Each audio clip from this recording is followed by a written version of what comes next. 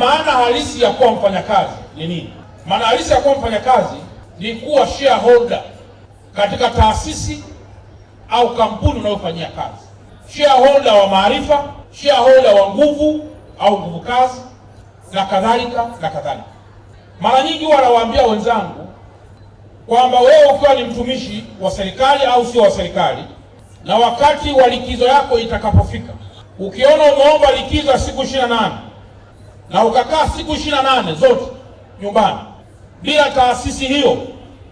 kukupigia simu na kukuomba msaada kwa jambo lolote katika ofisi hiyo,